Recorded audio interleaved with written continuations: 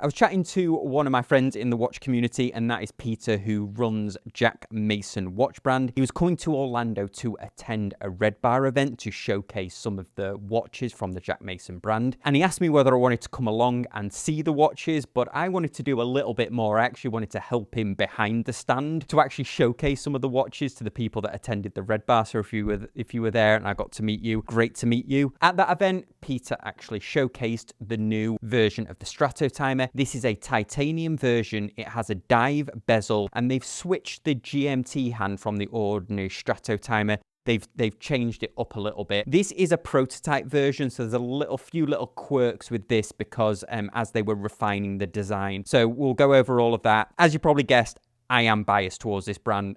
I am a big fan of Jack Mason. They didn't send this watch in for me to keep hold of or a watch in exchange for this review, but I have put the paid promotion up there because they have sent me watches in the past. So big fan of this brand. So this isn't going to be one of those impartial reviews. And hopefully during this review, I'll explain why I'm a fan of this brand and why I think you should be too. But anyway, let's flip the camera around and we'll dive straight in. Here it is, the new Strat-o-timer Diver. What separates this from the other Strat-o-timers that we've looked at on the channel? Well, first of all, it has a dive bezel. And what's pretty cool about this bezel is it looks like it might be aluminium because it's matte, but this is ceramic. They've brushed it in such a way, like a vinyl record. They've brushed it in such a way that it looks matte, which I think is pretty cool. The only downside of it is just in certain lights, it does look like there's fingerprints on the bezel, but there actually isn't. It's just the way that it's been machined. There is plenty of lume on the bezel as well, and in fact, plenty of lume on the watch. They don't shy away on lume. Also, the other thing as well is this is grade 2 titanium as well, so that's what separates it from the other Strat-o-timer. Surprisingly though, even though it is grade 2 titanium, that's the case, the bracelet, the clasp, it still has a little bit of weight to it, which I don't mind. It doesn't feel crazy light. It still has a little bit of wrist presence to it, which I quite like. In fact, I haven't got another Strat-o-timer here to compare it to, but I would say they wouldn't be far off in weight. This is fully brushed all the way around except for the bezel, which does have a slight bit of polishing on it. The back case as well has polishing on it as well. But mostly it's brushed, which I think is pretty cool because this 7-link bracelet, that is still one of my favorites on any watch, this is fully brushed as well and in titanium. They've also got their clasp, their on-the-fly adjust clasp, which again is one of my favorites. You just pull it down, move it across and flip it back down. I think there's 9 positions, so you can get a very precise fit. And what is really cool about it, quite low profile as well on the wrist.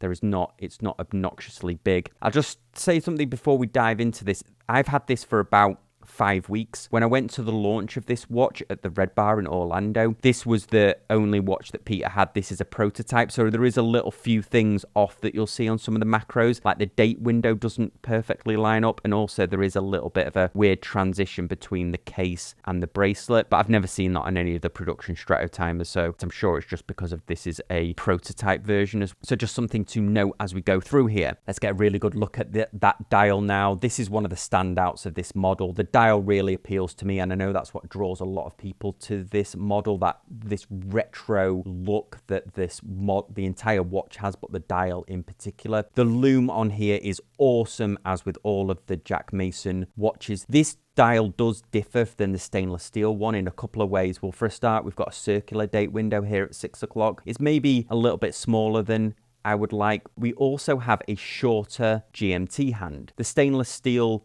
Strat-o-timer has a more of a Rolex style GMT hand, I would say, whereas this is a shorter GMT hand. Why is that? Well, that's because we don't have the GMT bezel. The GMT, the 24-hour markings, are actually on the inside of the dial. So 1 revolution per 24 hours. This 9075 that's in here has what's called a traveler GMT, or what's colloquially called a traveler's GMT. And that's when you pull the crown out, the hour hand, the home hour hand, moves forward. So if you're traveling around a lot and you move different time zones, you can just flip it back or forth without actually affecting the main time. So the watch doesn't stop, just flip it backwards and forwards. So you get off the plane, you're in a new time zone, you're 2 hours ahead, just move it 2 hours ahead. The other GMT is what's known as an office GMT, where the GMT hand itself is quick set. To set this, you just move the GMT hand to where you want it. So say it's 7 o'clock in the morning where you want to set the time to. You would push that in there, so you're on 7 o'clock, but then you would move the home time. So you would just go to your local time. So say your local time is 1 a.m. for example. So you've got 1 a.m. and then 7 a.m. on the dial respectively. The only downside to this, slight downside, is there's no quick set date. So to get the date, you just have to keep revolving this hour hand round till you get to the appropriate date. It's not too bad, but if you're mid-month and you've got to go forwards or backwards, then that might take some time. But that's the only negative drawback to this movement, I would say. Jack Mason do regulate these as well, which is almost unheard of. They regulate these Miyota movements to plus or minus 5 seconds. Most other brands that put the Miyota movement in there, they just put it in and then they just leave it and it's whatever. It came from the factory light, but Jack Mason go above and beyond to regulate these watches as well. One of the other things that I mention it on the other Strat-o-timer, so I'll have to mention it on here, is the dial. For me, it took some getting used to because we're so used to seeing the hands of a watch be the almost exact same size as the indices, like the hour hand. The Strat-o-timer differs where the indices are actually thicker or larger than the hour hand. It's a different look to a watch, certainly, and I think this is Jack Mason's most popular selling watch.